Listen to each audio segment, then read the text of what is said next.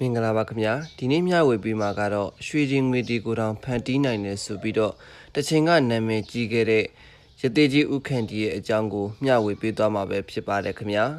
အသက်ကလေးရတဲ့ရှေးစလိုမန်းတောင်ရိပ်ခိုးလို့ဆိုလိုက်တာနဲ့မန္တလေးတောင်ကိုပဲမြင်မိကြမှာပါခင်ဗျာရသေးကြီးကတော့အကျင့်သီလစရဏနဲ့ပြည့်စုံတဲ့ပုဂ္ဂိုလ်ထူးကြီးတစ်ယောက်ဖြစ်ပြီးတဲ့အပြင်မန္တလေးတောင်တော်ရဲ့9ဦးမြောက်ဖရာဓာယိကာကြီးပဲဖြစ်ပါတယ်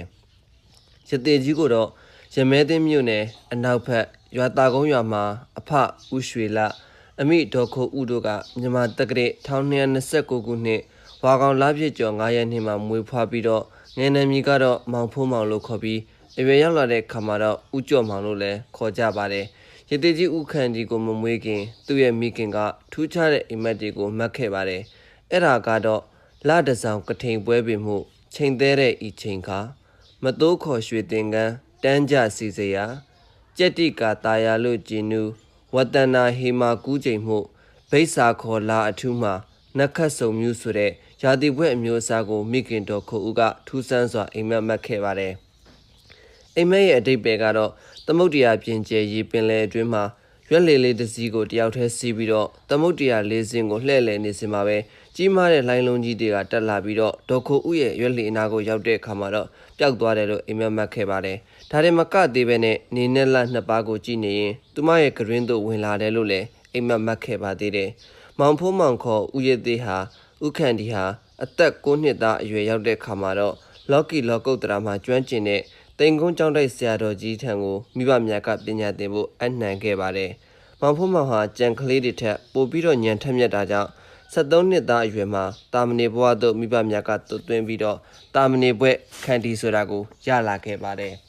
1249ခုနှစ်မှာတော့မြင့်မြတ်တဲ့ရဟန်းပေါင်ကိုဝင်ခဲ့ပါတယ်ရသေးကြီးဥခန့်တီဟာအရက်အမောင်းက6ပေကျော်သေးသွဲတဲ့မျက်နှာဖြောင်စင်းသောနှာရန်ကျဲပြန့်သောနှဖူးရှည်ပြီးကားတဲ့နေရွက်ချွန်သောဥကောင်းနဲ့တွယ်ပြောင်းတဲ့လက်တံခြေတံတွေရှိပြီးတော့တည်ငြိမ်အေးမြတဲ့အမူအရာရှိပြီးစကားပြောတဲ့အခါမှာလည်းအေးဆေးစွာတလုံးချင်းပြောလို့ရှိပါတယ်ရဟန်းဘောနဲ့12ဝါတိုင်တိုင်စာပေတွေကိုလေ့လာသင်ယူပြီးတဲ့အခါမှာတော့1261ခုနှစ်မှာရဟန်းဘောမှဇာနာလာဘီရသေးအသွင်ကူးပြောင်းဝတ်ခဲ့ပါတယ်လူတချို့ကတော့ရွှေငွေကိုရဟန်းဘဝနဲ့ဝင်းနီးနဲ့မညီတာကြောင့်ရွှေငွေကန်ရအောင်ရဟန်းဘဝကနေရသေးဘဝကိုပြောင်းဝတ်တယ်လို့ပြောတာတွေလည်းရှိပါတယ်အမှန်တကယ်ကတော့အဲ့ဒီလိုမဟုတ်ခဲ့ပါဘူးရသေးကြီးရဲ့ရွှေဖြစ်ငွေဖြစ်အစီအစဉ်ဟာမြန်မာမှာသာမကပဲအင်္ဂလန်ဘုရင်ချုပ်လမင်တိုထံရောက်သွားတဲ့အခါမှာတော့မှန်မှန်စုံစမ်းပေးဖို့မြန်မာဘုရင်ခံစာသာကေဝိုက်ကိုထပ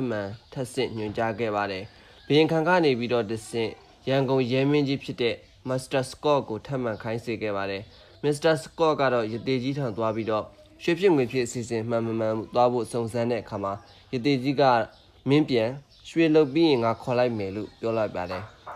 မစ္စတာစကော့ပြန်သွားတဲ့အခါမှာတော့ကျောင်းသားတယောက်ကိုရသေးကြီးဟာသူ့ရှေ့မှာလင်မန်းတစ်ချက်ကိုယူခိုင်းခဲ့ပါတယ်အဲ့ဒီနောက်မှာတော့ဂါရာတွေကိုရွတ်ဆိုနေခဲ့ပါတယ်ရသေးကြီးရွတ်ဖတ်နေတဲ့အချိန်မှာပဲဖျားဖူးတွေကလာပြီးတော့ရွှေရင်ငွေတွေကိုလှူဒန်းကြတဲ့အခါမှာတော့လက်စွပ်လက်ကောက်နဂတ်ဆွဲကြိုးရွှေတွေငွေတွေဟာလင်မန်းထဲမှာသဲပုံစီတွေတစ်ခုပမာပြည့်မောက်နေခဲ့ပါတယ်မစ္စတာစကော့ကိုပြတဲ့အချိန်မှာတော့မစ္စတာစကော့ဟာအံ့ဩပြီးတော့ဘာသာချင်းမတူတော့လည်းပဲရသေးကြီးကိုမချီးကျူးပဲမနေနိုင်အောင်လေးစားကြည်ညိုတာဖြစ်တာကြောင့်ဓာတ်ပုံရိုက်ခွင့်တောင်းတာကိုရသေးကြီးကဓာတ်ပုံရိုက်ခွင့်ပေးခဲ့ပါတယ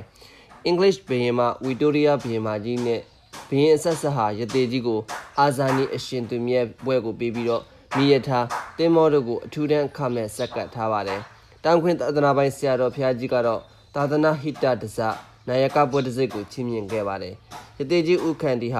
ာရွှေမြင့်တင်တောင်ဝင်းမှာဇေဒီ49စုကျောင်း34ကျောင်းတစောင်း16ခုရုပ်ပွားတော်ကြီး15စုတို့ပြင်အခြားအဆောက်အဦတွေကိုလည်း10နှစ်အတွင်းမှာတည်ဆောက်ခဲ့ပါတယ်